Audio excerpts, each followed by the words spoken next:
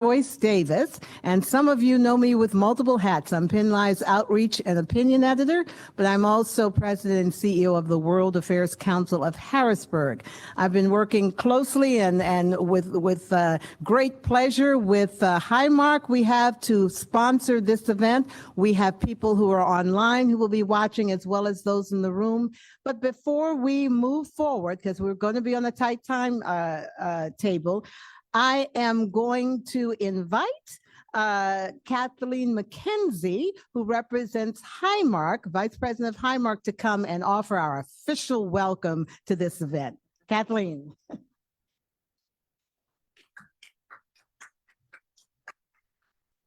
Thanks, Joyce.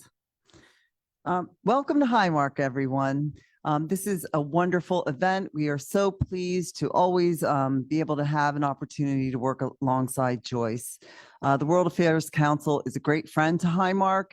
We've done several events. I don't know how many years, Joyce, a couple of years now in a row. And so we love having Joyce and Russell, of course, here, and team. I mean, the World Affairs Council, they mean so much to us because they're really focused, like Highmark is, on diversity, equity, and inclusion. And there are a few people I just want to thank. Our Highmark Health Enterprise Equitable Health Institute, which is a mouthful, but we have an institute that's focused on equitable health, and they have brought their resources to be able to make sure this is happening here today, along with our East BRG. A BRG is a business resource group within Highmark. We have several resource groups devoted to certain populations of employees so that our employees find a place that they're interested in.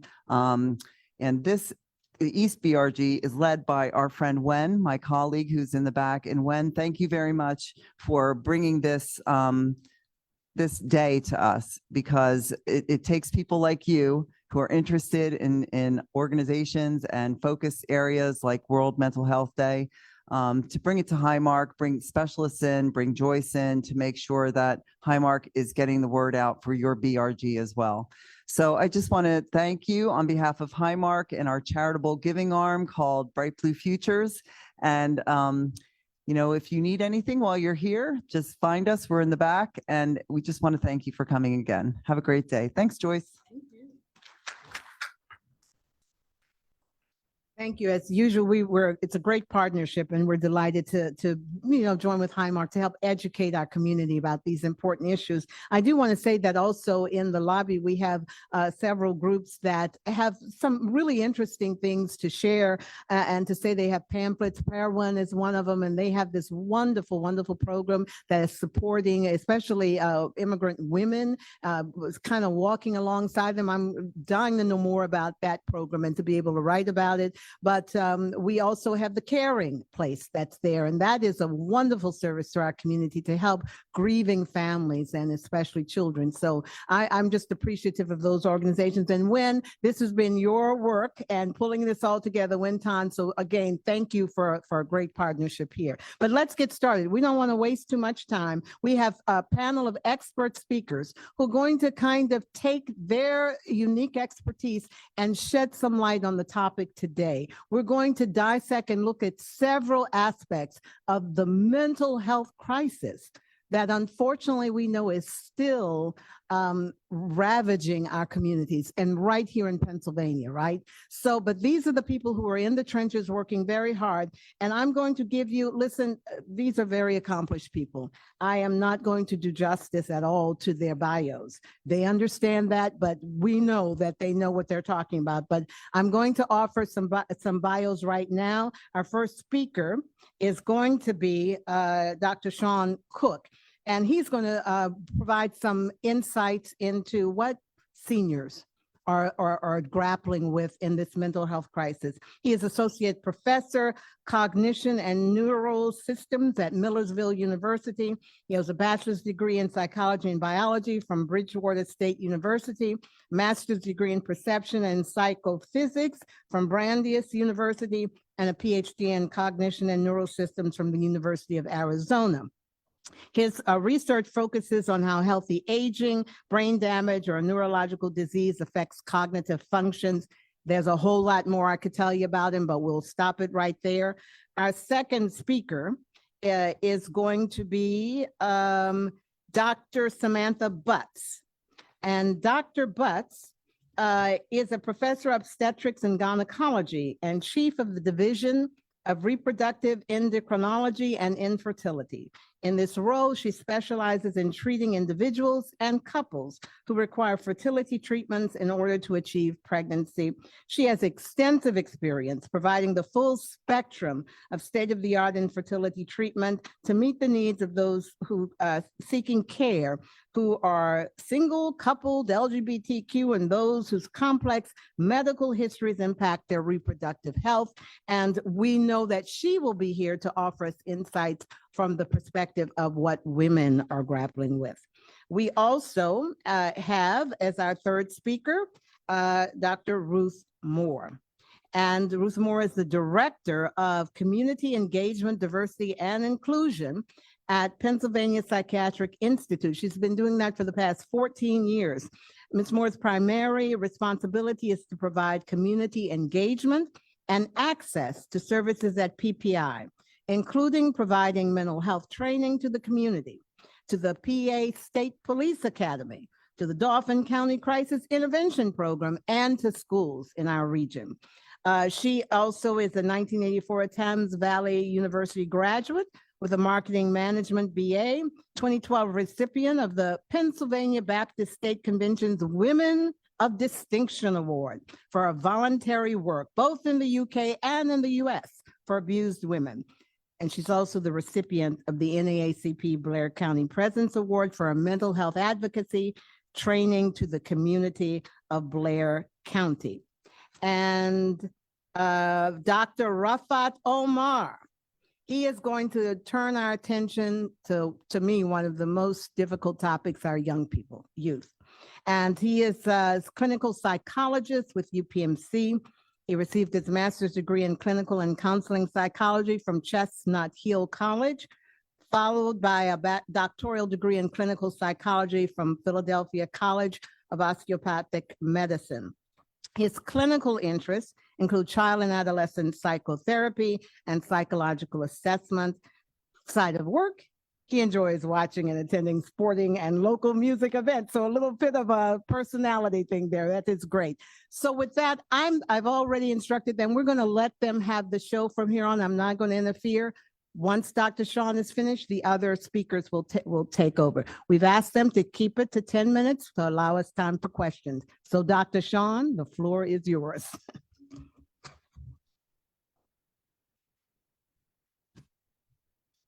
Thank you, Joyce. I'd like to start by thanking Joyce and the World Affairs Council of Harrisburg, as well as Wen and Highmark for putting this event together and sort of inviting me to be part of it, and all of you for attending. So I'm just going to go through a few sort of slides that sort of address what we're here to think about and to discuss today, the sort of mental health issues that we're dealing with.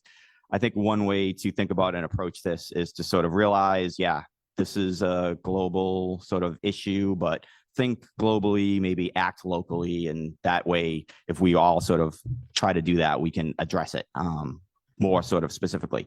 So when you look at some of the data, some of the most recent data, Pennsylvania looks good, bad, maybe neither, depending upon what you're looking at and how you're interpreting it. So what we have up here, as it says, is, so these are sort of the most common sort of issues that we deal with in terms of psychological issues are anxiety and disorder, anxiety and depression, right? So when you look at those two specifically, this is from 2023, you see that Pennsylvania sort of matches the rest of the United States in terms of adults who report issues with anxiety or depression. So like I said, is that good news? Is it bad news? It's probably good news that we're not any higher than the rest of the country, but those rates are higher than we want them to be, right? So that's a little alarming. You know, 32.8% is a pretty high number. It's almost a third of the Pennsylvania population, right, for adults. And that's too high. That's something we have to think about and address. Again, if we take a look at, now here we have anxiety or depressive disorder, and they have an unmet need for therapy or counseling. So this might be, again, good news if you look at the numbers, because Pennsylvania is sort of lower by about 6 percentage points from the rest of the United States, meaning we're doing slightly better at meeting the needs for people who have anxiety and or depression issues within the state of Pennsylvania than the rest of the country is doing. But again, the numbers are not where we would want them to be. We don't really want to have anybody to have this unmet need. And, you know, when you break these numbers down, when you look into different pockets of the population, sort of disadvantaged groups versus women, say, versus children versus older adults, the numbers change a little bit. This is across the board, right? So that's something to keep in mind. But again, at least statewide, Pennsylvania looks better than the rest of the country, which is kind of good, right? It's kind of good that we're at least doing a better job than the rest of the country. This one's interesting. So here we're looking at the age-adjusted suicide rate. So in Pennsylvania, it had been pretty bad news. If you track the trend line there, you can see that over, say, the last, say, 10, 15 years, we were, you know, definitely higher than the rest of the United States was in the suicide rate, which is concerning. But we had this dip that coincided with the pandemic, right? You can see that our numbers dropped significantly, like in 2020. They're coming back up though, right? You can see, and that trend sort of matches the United States trend, but they're coming back up. So right now we're about on par with the rest of the country. So this graph has all of it in there, right? There's some good news that we are sort of lower than we were, and we're, you know, slightly lower than the rest of the country. There's some, and part of the good news is that we're better than we used to be, right? We used to be sort of significantly higher, and we're no longer significantly higher.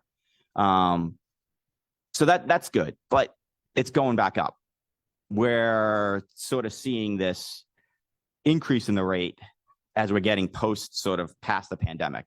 So that dip that we saw in 2020, one has to wonder, like, was it a real dip or an artificial dip, right? This could be an artifact of reporting because of the pandemic.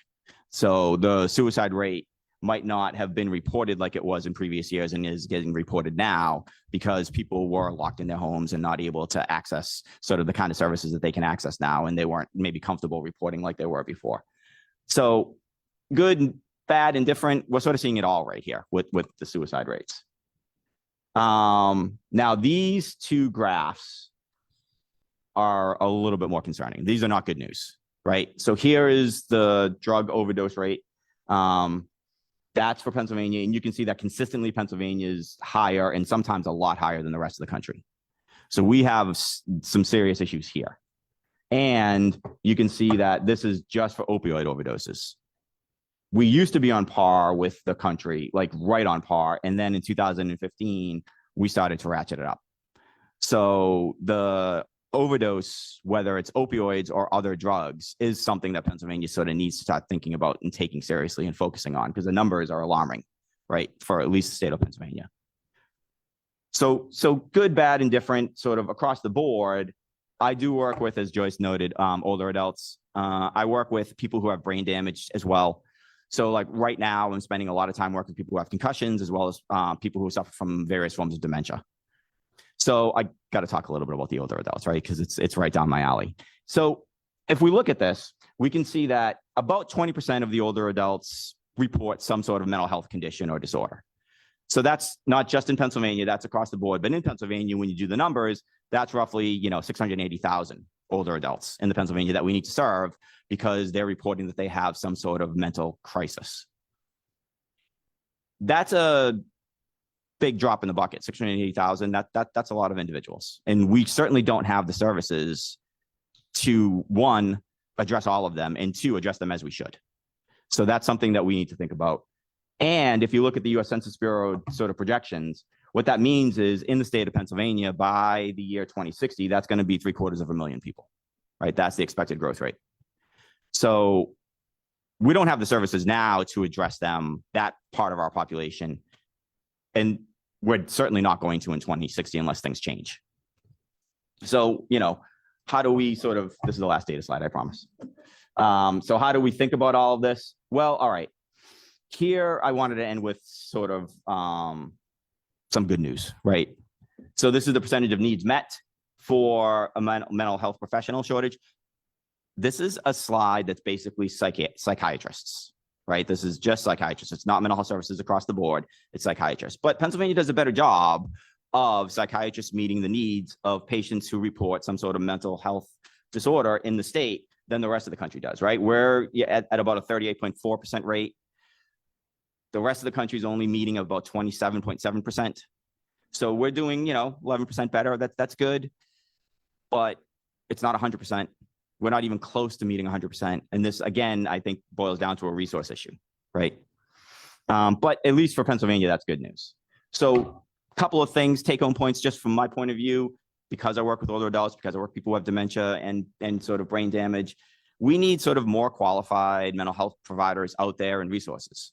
There's a slew of resources available, but there's not enough of qualified healthcare providers. I'm also on faculty at Millersville University, and we do train graduate students in this stuff. So when I say qualified, I mean qualified. Like these people, we need to have like the right standards. We need to have the right admission standards and the right training for these people before we let them into the community. Because if you don't know what you're doing when you're working with these people, at the very least, you're going to be causing multiple types of harm. At the very least, you're going to be presenting them with sort of interventions, programs, training, rehabilitation, therapy that's not helping them. And at the same time, you're going to be using their resources for those trainings and interventions and therapies. And those resources should be going to something that should be helping them. So you've got to know what you're doing. And you've got to be presenting like evidence-based science practitioner model stuff. We need to train people that way. Worst case scenario is that not only are you using their resources for something that's not helping them, but that something might actually be hurting them. So you want to make sure that you're doing the right thing for these people. And, my last little point is like, well, if this is going to boil down to, in a lot of cases, the resources that we have available and the funding that we have available to sort of run these things, because it doesn't happen for free, in a month, think about who you should be voting for, right? And pay attention to those points in their platforms. All right, thank you.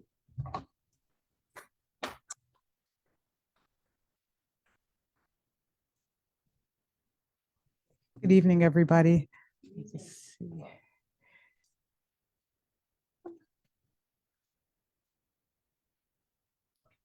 Okay.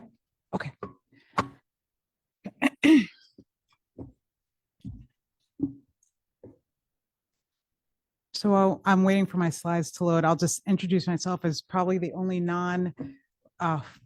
mental health professional, formal expert here on the panel, but as point of personal privilege, I was raised by two mental health professionals. So I think maybe I know for sure there was some osmosis around the dinner table and all those kind of things. And I'm very happy that I was. I was introduced as a reproductive endocrinologist and infertility specialist. My name is Samantha Butts. I work at Penn State Health. I oversee the division of reproductive endocrinology there, which is a subspecialty of OBGYN, in which we take care of a very actually broad range of issues and complaints for individuals, couples, across the lifespan. I see sometimes pre-pubertal children. I sometimes manage menopausal issues. What I want to talk to the group today about is sort of the bread and butter of what I do, infertility, but really the barriers to infertility that have to do with social isolation, psychosocial stigma, and that informs some of the disparities that we see. Before I move forward, I just want to thank all the organizers, Highmark, Joyce, thank you. Wen, thank you. I thought I was running late. I was relieved to find that I was not. And thank you for allowing me and indulging me to talk a little bit about what I do. I want to start with some definitions. I won't linger too long on this slide. The American Society for Reproductive Medicine is the major professional society for reproductive endocrinologists in this country. A year ago, they did something very important. They released a committee opinion kind of redefining in a way how we think about the term infertility, which I think, had been very, very or more narrow than it should have been based on the need for for this kind of services that people like me and my colleagues offer. I won't read through this all together, but suffice it to say, number one, they're characterizing infertility as a disease. Why does it matter? Well, we're being graciously hosted in a place that is a major payer in this state. It matters that the payers know that infertility is a disease and not just a vanity project, right? Which is what a lot of people have thought it is. And we have to think about what it means and the various populations who are affected in above and beyond female, male, heterosexual couples, but single people who want to be a parent on their own. Hey, I just got a diagnosis of lymphoma yesterday. I've been told that I'm going to start massive chemo that can make me unable to have a family when I want to. Can we have a conversation about fertility preservation? Put them on the list. People who, all of these things, a variety of things that we have to have a broad and inclusive perspective about, in addition to the way that we've classically thought about infertility. And the last line, I think, sums up a lot of things. We shouldn't be denying people care based on maybe a lot of old ways of thinking that limited that. I'll spend just a moment on the epidemiology of infertility, and spoiler alert, infertility is prevalent. I think maybe people haven't appreciated that so much. These 4 bullets describe a variety of agencies that have captured this in a variety of ways over time, including the Centers for Disease Control. They perform this national survey of family growth every so often, going back to, I think, the early 90s. And they submit surveys, people respond. They have these incredibly elegant algorithms to extrapolate what it all means. And essentially, the last iteration of this suggested that almost 9% of women who they queried between the ages listed described difficulty achieving a pregnancy in the last 12 months. Also from the CDC, the National Health and Nutrition Examination Survey, and I've bolded this for a reason, it will become obvious in a moment, asked another group of women a similar question. 12.5 said that they were having difficulty with fertility in the ages 20 to 44. We should look at this as a national problem. We should consider it also to be a global problem. The World Health Organization does. And when they've done their estimates looking at the published data, 17.5% of the global population has ever experienced infertility. It's almost 1 in 5 people.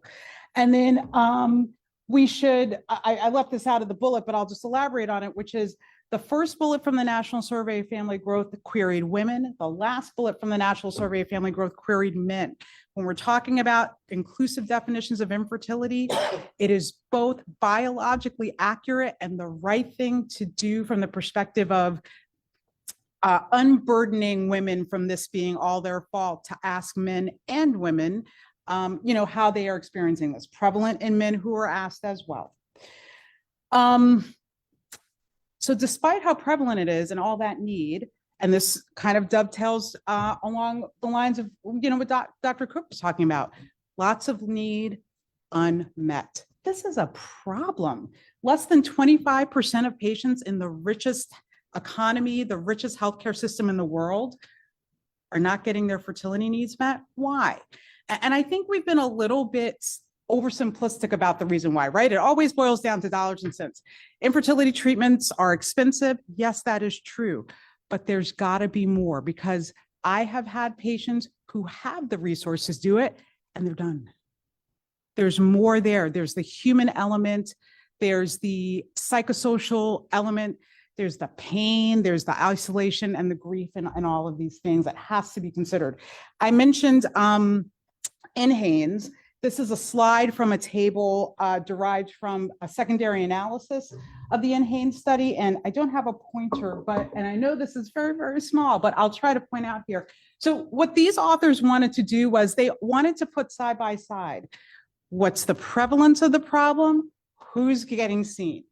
And I think one of the most important things about this, again, remember I said 12.5% of people who were queried reported difficulty becoming pregnant. Only 9.1% saw a provider in the same period of time. That's a disparity.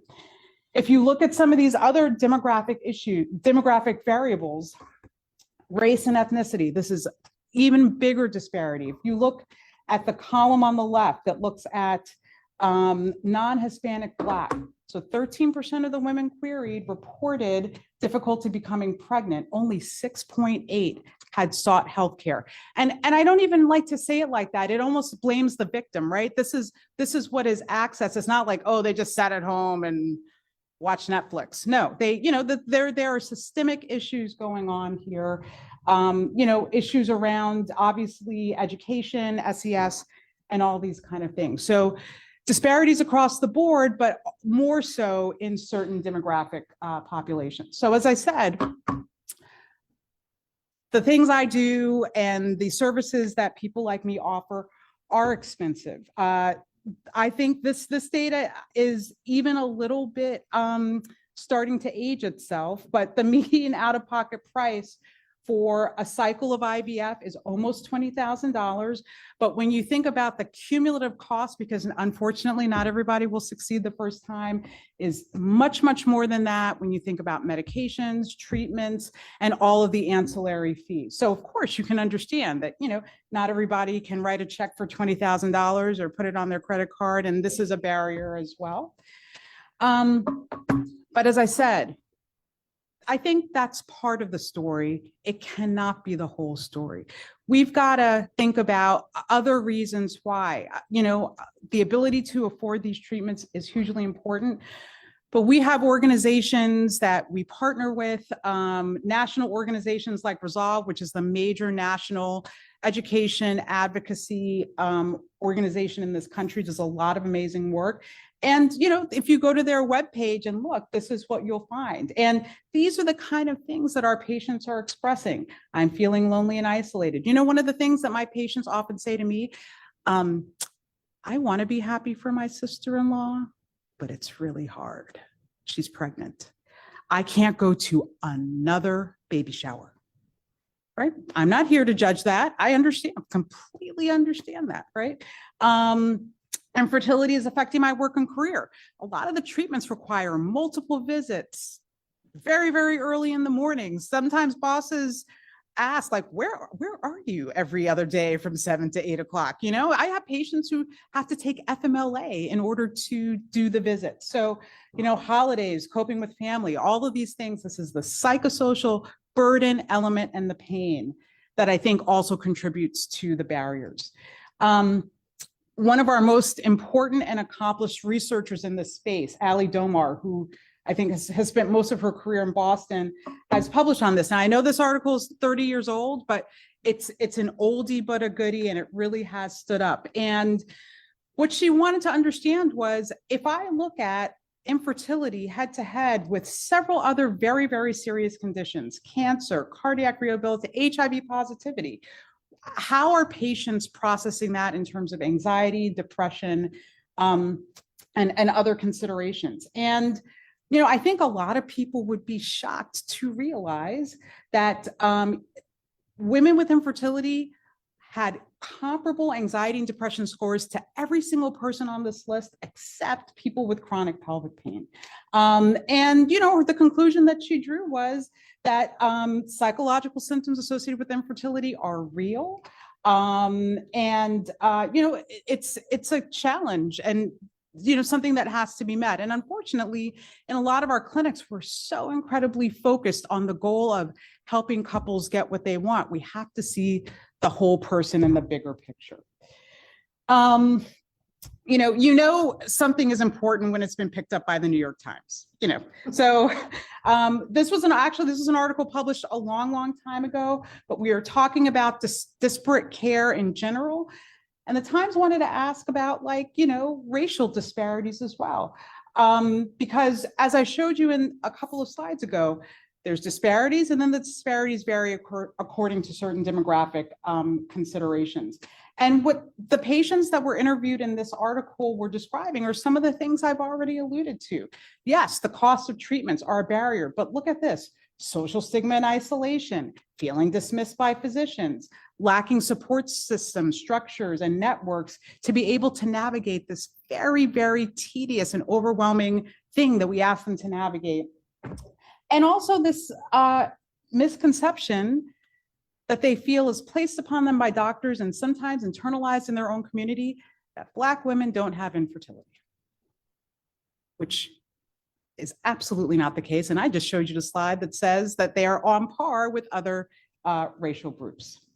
So in my last slide, I'll just leave the group with a question because I know you'll be asking us questions very shortly. How do we proceed? How do we think about this? You know, I know I was charged with sort of talking about this, the perspective of women, but I hope I've impressed upon you that this is an issue for couples, individuals, and it really has been the burden for women to shoulder. But I think, you know, we can think about that differently. Raising awareness in forums like this, galvanizing resources through strategic partnerships. I won't list all of them. There's some amazing, highly effective nonprofit organizations who are doing great work in this space and doing our share to make these resources available to our patients when we can. And finally, it's also this challenge that when women get pregnant, they have to stop all their medications for anxiety, depression, and all these other things. No, they don't. And doctors need to stop telling them that. You are not just a vessel to like not meet your own medical needs, mental health needs when you are pregnant. And in fact, to the extent that we don't adequately treat mental illness when women are pregnant, they do poorly. Postpartum depression is real and very, very scary. So we have to attend to those issues as well. And I will pass it over to my next panelist, and thank you for your attention.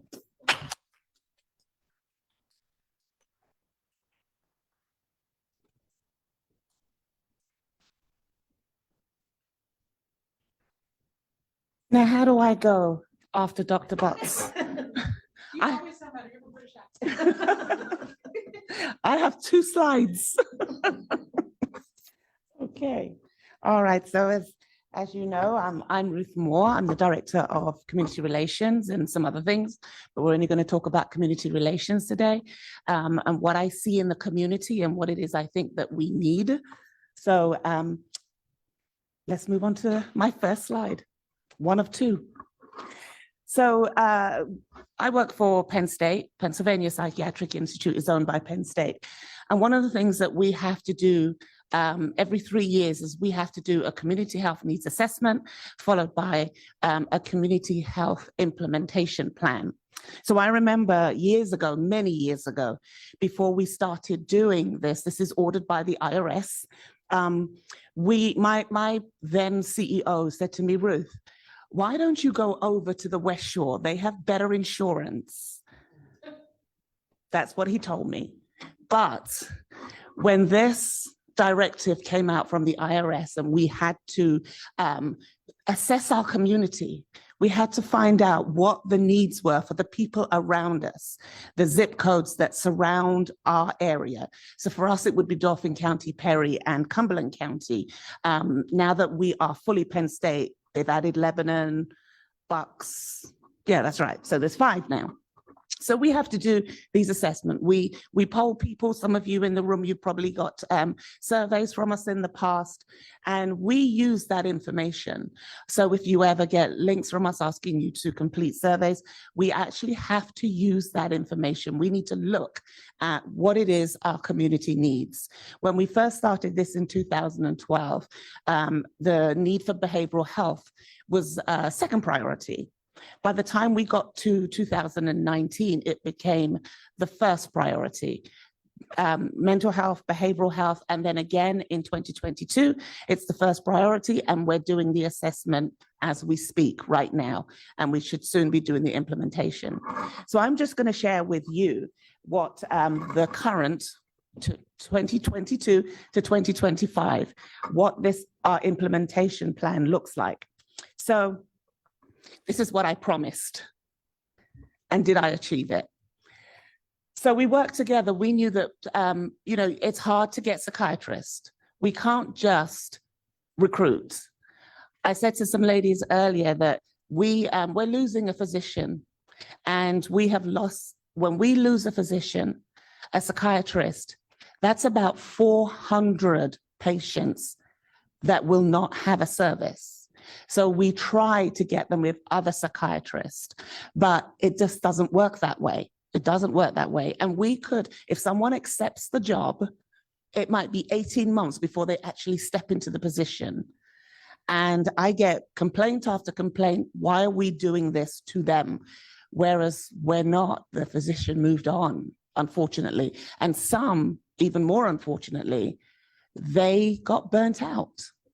So I'll stop there. I should have had 3 slides, and then I could tell you about COVID. It's something that I always put up. You had talked about COVID. When COVID first started, naturally the country shut down. The country shut down, and we had to find ways of getting our patients their services, the services that they need to. We tried telehealth. That was very difficult. Some could savvy it, some could make it work, others could not. Some didn't even have phones that they could get online with. So that was a very difficult time. But what was even worse is that when COVID actually started, we could not keep people in double rooms. We had to separate. Now, we are a nonprofit. Mental health does not make money.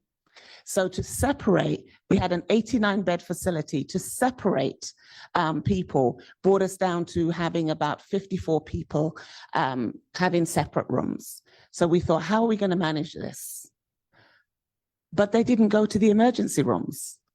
Our patients would not go to the emergency rooms because they didn't want to catch COVID. So we had an empty hospital for the most part. What that did is when the country opened up again, and they started to get used to the fact that they could go out, they could come for their services. Some did go to the emergency rooms. Our patients were more aggressive, much more aggressive, because they did not conform with their medication, or they just weren't taking any at all. So today, our patients are much more aggressive. So when I looked at our census today, we are back to an 89-bed facility, and we have 64 patients in the building. And the reason why we have 64 is not because we can't get the patients, it's because of the aggressiveness. It's because our staff are doing 1-to-1s or 2-to-1s, which stops other patients from coming into the hospital because we're running out of staff. Staff get burnt out as well. So the question for me was that because I work in the community, I have to find ways of giving individuals resources. And this is what this chart shows. So in year 1, this is in 2022, I am committed to doing these mental health services that you will see in the first column, to teach, to train up to 5 teachers. And that is a lot when you're going into different places. 3 law enforcement programs, training. I'm a trainer for Dauphin County, their crisis intervention program, and I'm also a trainer for the police academy down in Penn State. We wanted to train community health workers. I managed to train about, it says 2, but I managed to do, I think it was like 13 in the first year. So that was very successful, because if you know community health workers, they are very, very important to our community. They can do things that the doctor cannot do. They can get with the individual, they can walk beside an individual, they can find them resources, because it's not just about going for psychoeducation. It's also about, if you want to get well, do you have housing? Do you have food? You know, do you have family? Do you know where to go for certain things, which a doctor cannot give them? So even though we want more psychiatrists, we also need community health workers. And thankfully, we have community health workers in the community, but do we need more? Absolutely, absolutely. I just love Hamilton Health because they're always getting community health workers. So then we wanted to collaborate with the Dauphin County district. And again, that was the CIT training, and that is training law enforcement. So because we have the population, the people who require mental health treatment, who can't get the treatment or who are decompensating, they're in the community. Law enforcement, they may come in contact with law enforcement, but what happens is this an arrestable offense, or is this person in a crisis? So I have to teach them to look for signs, look for the signs. Some of the signs are very obvious. Their Dauphin County district, they are apologetic for some of the things that they used to do years ago, and they're trying to get better. But sometimes they only have a small amount of time. So I always tell them, if the situation arises or if the time calls for it, ask them questions. And you'd be surprised what they will say. Sometimes I even say to them, look into their eyes. They're probably trying to answer you, but they can't because other things are going on. So I've been successful in training for the last 7 years for Dauphin County and about the last 5 or 6 years with the babies, the cadets that have never been out. But I also warn them that they are coming across more aggressive individuals who are homeless or semi-homeless in the community. So maybe they'll get used to it because that's all they know. But law enforcement in Dauphin County, they have seen a change. They've seen a change, and they've even told me it's gotten worse. So in year 2, I promised to increase, but those numbers are very small. I increased them a whole lot more than that. So we were achieving what we set out to achieve. We wanted to, in the long term, was to train 800 individuals, whether they be police officers or community, whether they be teachers, didn't matter where, even the International Service Center, they're volunteers. I worked with them to identify, because they're having people who identify as refugees or immigrants come through. And we know the trauma that they could have possibly have gone through. So we teach them that. And I'm pleased to say that in year 2, well, let me tell you, year 1 was 501 individuals. Year 2 was 559. So we are over the 800, way over. And I still have until July to get my numbers in. So this is really important, because this is what the community tells us that they need. They need people to give resources, to have resources available. They understand that just getting an outpatient appointment is probably not going to work. You know, they may get an outpatient appointment if they go into a crisis in the community or at home. They go into the emergency room, they get taken into inpatient, and then they'll drop down to outpatient. But just to call and ask for an appointment is going to be very difficult, very difficult. So resources is what we're doing instead, just to try and help families identify illnesses as they're happening, and maybe can do something about it.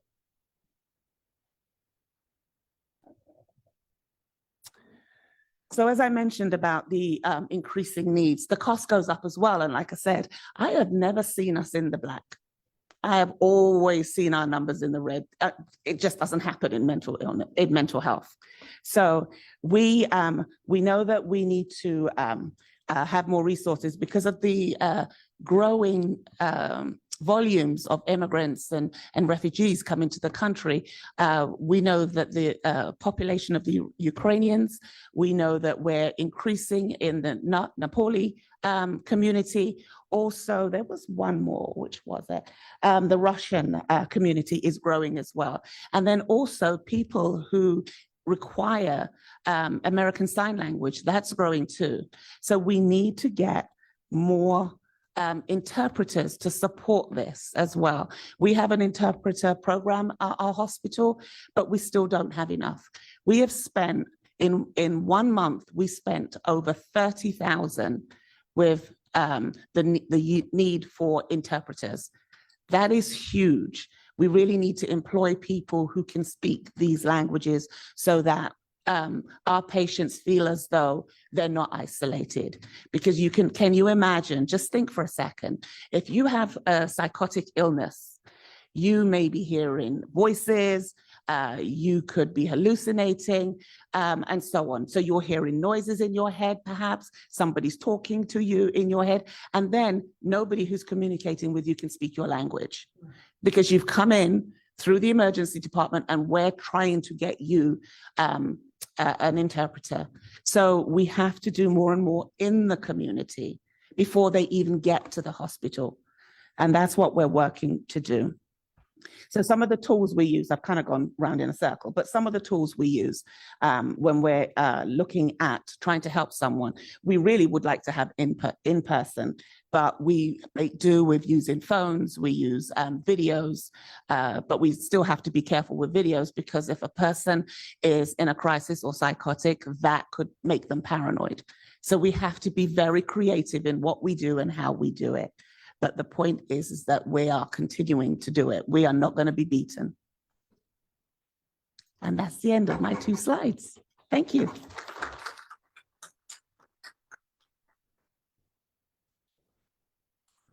Yeah, thanks for coming, everybody. I didn't do a PowerPoint. I'm just not a PowerPoint kind of guy. I'm just going to talk really briefly about a couple of things involving young people. And I really separated my information into 3 age groups. I'm just kind of going to go through them. The first being young adults, the 18 up until 22, 23. I feel like a lot of times they're kind of the forgotten group. They, just coming out of high school, going into college, coming out of college. We don't think a whole lot about them when we think about needs, but, what we're seeing as practitioners, a lot of stress, anxiety, depression, right? Things that are the most common anyway, but there's really specific things that they are getting anxious about and getting depressed over. And a lot of it has to do with expectations. They come out of school and they're expecting, as parents always tell them, yeah, you go to school, you get a good job, you get married, you have kids, all that sort of stuff. And what are they finding? It's next to impossible for them, right?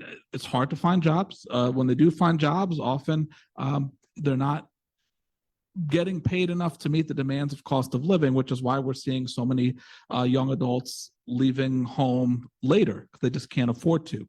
And what does that do to them? That creates negative thoughts about themselves. I failed in some way. This is me not working hard enough, or I didn't do enough, maybe some regret. Maybe I should have gone into some other field that's more lucrative. And all of that negative talk just kind of sits with them and feeds the depression further, even though, as we all know, there's a lot of factors that lead into why these things are the way they are, and not the least of which being the pandemic and how that shifted everything. The next group I want to touch on a little bit is teenagers and adolescents.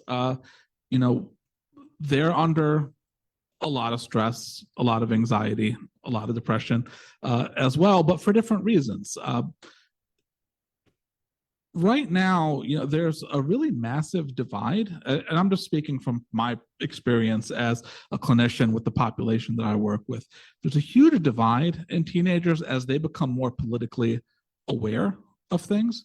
So they are seeing that there's animosity between people who have different beliefs from them, especially because as the number of youth who are comfortable identifying as members of LGBTQ+ community rises, and the tension that happens there between differing groups, they're seeing their friends and they're saying, okay, my friends are being targeted by X, Y, and Z. And sometimes that comes out in the schools, comes out socially on social media, comes out in their text messages, all that sort of stuff that parents often don't even see because this is all happening virtually or it's happening inside the school. And a thing that I hear a lot of is I can't even tell my parents because they'll side with the people who are giving my friends a hard time. And that's crushing for them, because who are you supposed to go to that you can trust more than your parents? But they don't feel like they can. And for that group in particular, that's driving a whole lot of mental health issues, on top of the fact that they lost a good chunk of time due to the pandemic, being stuck at home, And what's more important to adolescents than socializing and being with your friends and all that? Nothing. And they couldn't do that. So they got shut in for a whole year plus. They lost that time. It's, those skills didn't continue to develop because they were at home and then thrust back into school. And it was just a really hard transition for them back and forth. They overlap a little bit with younger kids on this one particular issue that I'm going to talk about, and that's the rise of violence and abuse during the lockdown of the pandemic.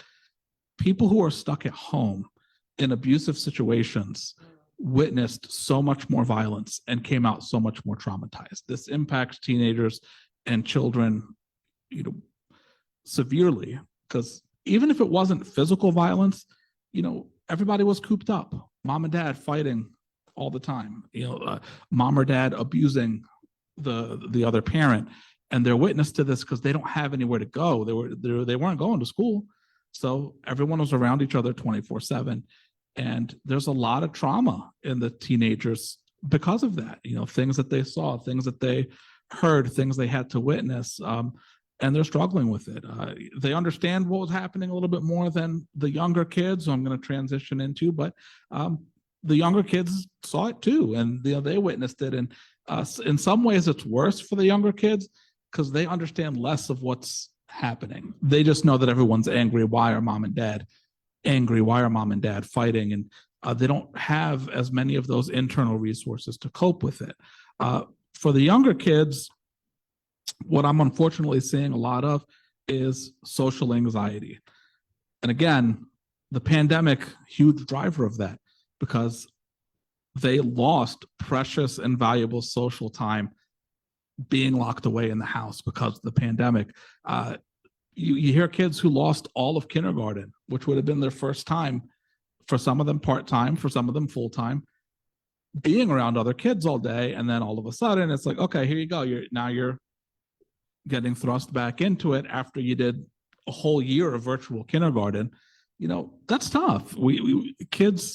Kindergarten is a good time to ease kids into that social transition, and they lost a lot of that. They got dumped into first grade, where there's less of it. There's still some of it, but there's less of it. Kindergarten is a little bit easier and more social focused. Or for some kids, they couldn't go to pre-K or preschool or daycare or anything like that. So, they lost valuable interaction time, and now they're anxious. So, younger kids, way more anxiety than depression from what I'm seeing, but a lot of it has to do with either the pandemic or witnessing some type of trauma. And I didn't mention it in the early going, but last population that I just want to throw out here is developmental disorders and special needs. There's a massive need for testing, and not a lot of people who do that testing. So what we're finding is kids who continue to fall through the cracks, not getting the mental support that they need, whether it's autism spectrum disorder or some kind of intellectual or cognitive disability, because we just can't meet that need. We don't have enough providers. We don't have enough training. Part of it comes down to funding. Part of it comes down to desire. People are not coming into this field at the rates that we need them to.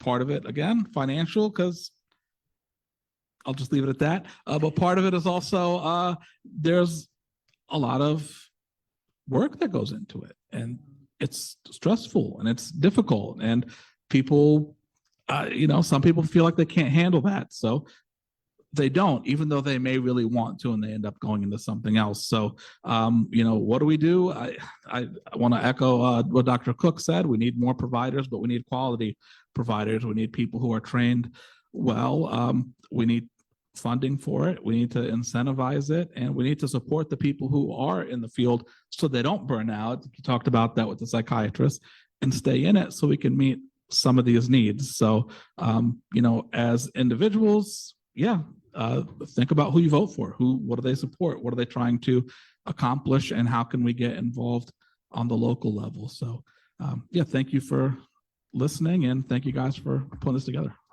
Wonderful. Thank you. Well, I don't know if you took away what I took away, but COVID is still having a supreme impact on us in all kinds of ways, right? And I have so many questions I could ask them, but I'm not going to do that because I'm going to turn it over to our audience right away, unless you don't have one, and I'll chime in. But if you have a question, raise your hand and be prepared to ask it now. Well, let me take this. Go ahead. What? There's the microphone for you. Mhm. Okay, my name is Liz Yarnell, and I have a very small piece for access to mental health counseling for people over 65, and I want to share my own experience.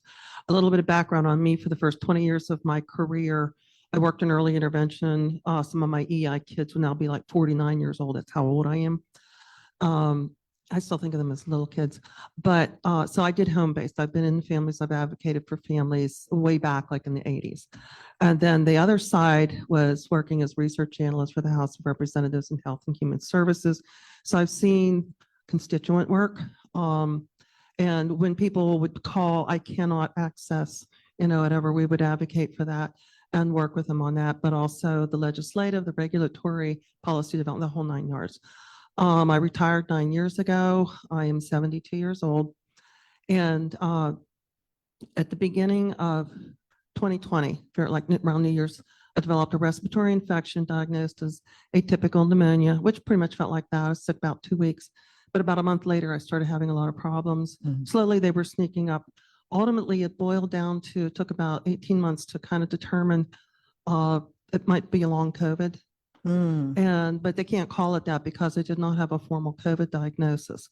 And I'm actually on a longitudinal study with Johns Hopkins in the category of patient who had COVID-like symptoms before COVID testing was available. Okay, so do you have a question? You can Yes, I do. Yes, I'm giving a little background. We have a Okay. short amount of time Okay, for the short. questions. Go So ahead. anyhow, one of my formal diagnosis is chronic fatigue syndrome. One of the recommendations, because it's a very difficult condition to treat, is to get counseling, routine counseling. What I discovered now that I'm on Medicare, and I have Medicare, and I have Highmark as my supplemental, and I want to say to Highmark, your customer service staff are awesome. They really are. The roadblock I ran into in getting care was set up by the insurances. Could you get to, because Yes. all of So these I people understand have this. I yeah, understand it. please, yeah. Okay. We couldn't find a Medicare provider. I found a very good provider who is a Highmark provider, but then I had to go file and get a claim and a denial from Medicare. And we followed everything that we were directed to do. My provider was directed to then submit the claim to Highmark. And we keep running into roadblocks, constantly roadblocks. So the question is about bureaucratic The roadblocks. bureaucratic, and I Okay, don't know that people are aware of that we can look, and I've certainly seen like all these Right. other problems you're talking about are real, but I wanted to somewhere, at least I thought maybe this is the forum to just say, the system needs to look inside itself and look at what are the roadblocks that like I ran into with Medicare and with Highmark. okay, well, other let's supplement- let them, I Yes. think that's a valid Okay. thing, that it's not just the resources there, but access to those and the internal roadblocks that may be there. Any thoughts on that from anyone who might want to comment? How does a patient who's dealing with the anxiety and the depression, how do they navigate the internal bureaucracies? Any thoughts? I think you stumped the panel. Yeah. No, I think you just put it up. They about it. Yeah. And it's about a second before it warms up. Okay. It's really difficult. I mean, I know that when we looked into that before, we know that some insurance companies were discriminating. Sometimes people could not, they could start a new job, but they couldn't, the insurance companies wouldn't pay for their behavioral health. So I think it still goes on today. I don't know how it can be rectified. But I think it needs to be rectified. I think it needs to be rectified across the board. But I don't have any words of wisdom other than the fact that I know it happens. We've seen it happen. But hopefully you will have somebody that can advocate for you or advocate for yourself, and just keep on keeping on. Persevering. Yeah. Mhm. Yeah, I'm sorry to hear this happened to you, but in addition to that, the only thing I would say is if you know any good social workers, they have pretty good, they're pretty good at this. They're like, as far as the group of people I've come across navigating these types of sort of landmines, they're the ones that I ask, like, what's the best way to do this? And they have ideas that I don't think of. So I would talk to them. Well, actually, I wasn't social work and I actually do have ideas how to handle this, but I understand. Yeah, I will say another question she brought up, which I'd love anybody to tackle though, is, the impact of COVID, long COVID on mental health. And I mean, all of us have anecdotes that someone just wasn't thinking right after COVID. I mean, any insights on did COVID really hurt our mental health? Not just through anxiety, but something physically in the brain. Is that something that's being assessed? It's being assessed. We don't know the answer yet. Okay. You mentioned the longitudinal study, you're part of it, Hopkins. Those studies are going on, but they are longitudinal. Like if we're talking about long COVID, it's going to take time to get those answers. And then on top of that, it'll take more time to replicate those findings. So the jury's still out. Okay. But it is a question that's out there. It is being looked at and it's being Okay. considered. Sure. Absolutely. Any other questions? Yes, go ahead, Russell. I have a question for Dr. Cook. When speaking about perhaps almost 1/3 of the populace experiencing anxiety or depression, you used the word reporting. I'm not sure how we define that. Is it conceivable that if that means people have complained to an entity or to an individual that I have one of these problems, then maybe there's a third? But is it possible that the unreported figures, maybe 40, 50% of our population is experiencing this? Absolutely. Yeah. Like I said, those are the numbers we're aware of. Those are the ones that have been reported. But for anything, whether it's depression, anxiety, or any other condition that you can imagine that falls under the psychological or psychiatric umbrella, there's always going to be the unreported incidences and cases. So the actual number we'll never know. Right. But, It's worse. It's definitely higher than a third, because that's the 32 point whatever 8%, like almost a third. That's what we know of. Right. Yeah. No, and that's a good point. There's definitely unreported cases out there. And one of the questions that I wasn't quite clear even in your chart, it looked like the suicide rate actually dropped during the COVID shutdown. Now that left me perplexed, because I would have thought without access and without that would have gone up, but it didn't. Why? Not according to the data, right? But we don't know. I mean, we don't know why. I think there could be various reasons for it. It could be that it's not an actual real data point, and that's an artifact. Like, so as I was saying, it could be that some of these deaths weren't reported as suicides, even though they were. It could be that, when people died in their houses, the sort of services to get to them to process the death, I mean, all medical services were overwhelmed, right? Things slipped through the cracks. People might have been sort of categorized as dying of maybe natural causes or something like that, when in fact it had been a suicide. Right. So did it actually go down? We're not 100% sure, but the reported numbers say it did. Right. Yeah. Okay. Other questions? Yes, go ahead, Doctor. Immigrant Refugee Women's Network. And one of the things that come up is often the stigma in mental health in certain cultural communities. I'm curious to see what you have observed and how you have navigated that stigma.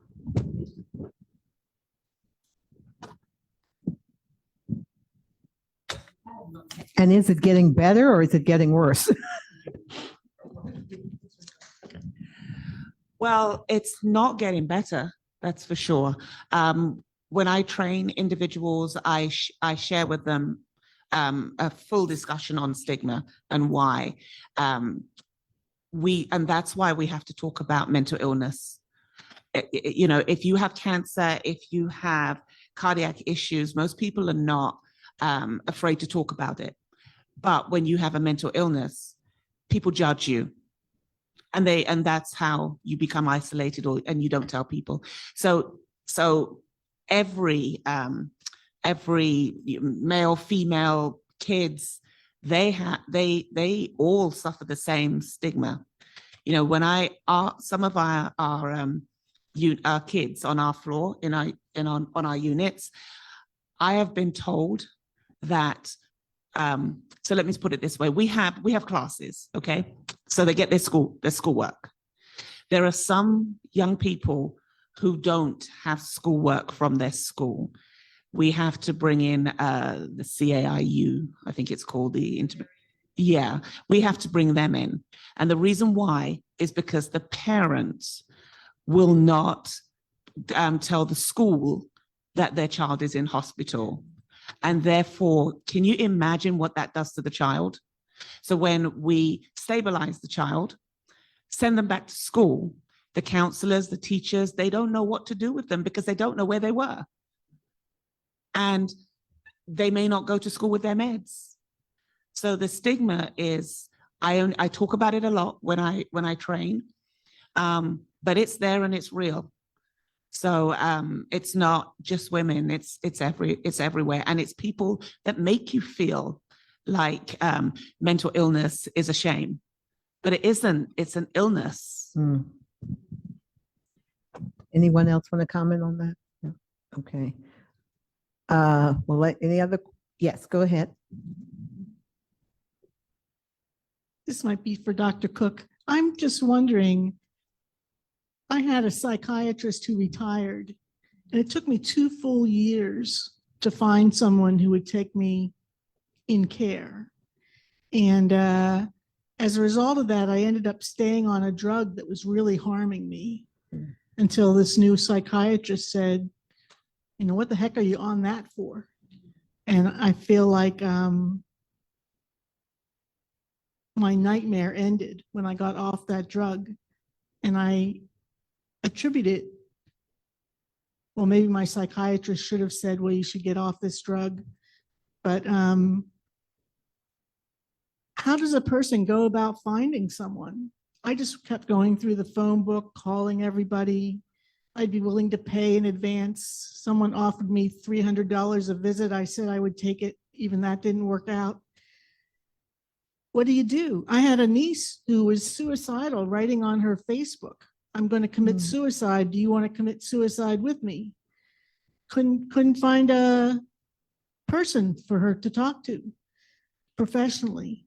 So do we not have enough medical schools, or what's the logjam? That's a valid question. I'm thinking it's one a lot of people have. If you were to offer someone guidance, they need to find someone to help someone who is suicidal or who is really suffering. What would be your guidance? What would you tell them to do? We'll start with it because each one of you probably has some insights on that. Dr. Cook? So, there's no magic answer. I think it was mentioned earlier that we just don't have the providers we need in the numbers that we need to treat. And I don't think that changes wherever you're looking, in whatever sort of pocket of the population, or if we're talking about a psychiatric hospital, if we're talking about an outpatient community clinic. I know at Millersville University, our counseling center, usually they have X number of therapists on staff. Those therapists have so many appointments, and they're usually booked for the semester within like the first 6 weeks. Meaning if you go to them in the 7th week and say that you're a student in crisis, they won't be able to see you until the following the semester. So this is not specific, I think, to your experience, and I don't think it's specific to any pocket of the population.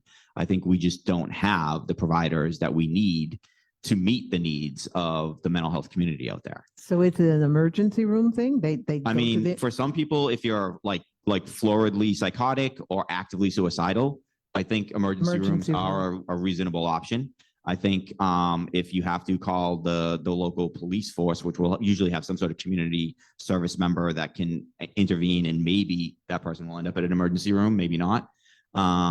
If it's an emergent, like actively sort of like, I'm going to kill myself or I'm going to hurt someone else situation. Other than that, what I see when I talk about this with people, and I don't know if this is your experience as well, is it boils down to their insurance plan. Who's covered? Who's in their network? Because most people can't afford to pay the $300 out of pocket, right? And they say, this is the list that I have access to. These are the only people I can see. So which one would you recommend? That's usually what I get from people. And, if I know them, or I look at their credentials, I look at their experience and their training, and I go from there. But for most of the people I come across, it boils down to like who's in their sort of like insurance plan and then who they have access to. So, I mean, I will tell you right now, I am not in your situation specifically, but I had a colleague ask me about finding a provider for a family member of theirs. And for like the last 2.5 weeks, I haven't been able to find one who can take this person in and treat them. Right. So, you know, going through that's sort of how I handle it. If it's emergent, it's one thing. If it's not emergent, then it's another. And But Dr. I'm Butts, sure there's- for your situation too, I mean, when you're dealing with, I'm just wondering, do you have a list of people ready to talk to people who are infertile? I was going to ask No. Dr. Butts. Yeah. I do. We have, you know, people that we work with who are experienced working with this particular patient population. We don't tend to see the psychiatric emergencies that have been alluded to, but there was a part of your question that I thought was so smart and so part of like what this is. You know, there's a number of entry points to manage these issues. You asked, are there not enough medical schools? That is not the problem. There's plenty of medical schools in this country. Ask the next question, which is, how many of the graduates are pursuing psychiatry for a residency? That's the question. And what's the negative to that? I mean, why is it? Do we have another 2 hours to, I mean, But is it, okay, quick journalist thing. No, Is it I mean, money? Is it, yes, you know, so I think that's the some of power? it. Really? Yeah, and We all guys, like, think doctors ask make a lot of yourselves, money, right? go back in time. Right. I mean, you know, not enough psychiatrists. You know, people come out of medical school with high 6 figures of debt. Yes, yeah. That's a reality. Is it right? No. And I think people have to sometimes make very pragmatic decisions about what they do with their careers, unless there are ways to support people really pursuing their passions and what they're good at. And, you know, doing a variety, you know, we need more primary care doctors. We definitely need more psychiatrists. And I think thinking about this as a problem to address at multiple levels, medical schools, residencies, and then, you know, because if we're talking about like the group of people who are out there available, guys, this is a pipeline issue. We can't solve it over here. You have to start solving it over here. And I have to ask, it sounds like this is deserving of some supreme initiative from the government to address this It issue. can't just be the some sort of- government. It's Okay. got to be, guys, I mean, come on. It's gotta be what? If we leave it to Congress to solve well, anything, good point. we'll be Good nowhere. point. But, Good point, good right, point. right. So Okay. The only thing I will say is that in December, Dauphin County is opening up a walk-in clinic. They will take you. Wow. Yeah. They will take you whatever your state is, and they will not let you go until they have done something with you. So whether you need medication, whether you need to go to hospital, they will take you. And this is not just for people that live in Dauphin County. This is for people that live in all the surrounding counties. That is fabulous. Yeah. Well, It's I have to do a 1100 story on that one. Dr. Omar, do you It's want to have a final? 1100 I'm Cameron sorry. Street. No, I'm sorry. Yeah, Cameron Street, Okay. 1100 South. Good. We'll get some information out on that. I think we have time for one final comment before we have to cut it off. Yeah, I just really quickly wanted to say, you know, I appreciate the discussion on bringing more people into the field of mental health, psychology, psychiatry, all of that, because we on the front lines as a practice have had times where our waiting lists just for general therapy were over 15 to 16 months. And, you know, what do you do with that? Or we had times where we had one psychiatrist serving 3 different locations across 3 different counties. We can't meet the need that way. So if there are opportunities that present themselves for us to, on the ground level, encourage more people to come into the field somehow, we need to take it. And I think it's extremely important, or things will never get better. And we'll continue to hear unfortunate stories like the ones that you guys shared today. And, you know, I'm sorry that we aren't able to meet all of those needs in a timely manner, but we're doing the best we can. And, you know, we're just coming up against the reality that we face. So. Well, I don't know about you, but I've learned quite a lot from this discussion. And I honestly want to thank these dedicated professionals for what they're doing in a crisis. So let us thank you very much, not only for being here, but for what you do every day. And with that, I thank Highmark, I thank Wintan for all that he did to make this happen. And we will continue these informative discussions. Bye-bye, everyone. Bye-bye. Do we run? Yes. Okay. Thank you, guys. That was wonderful.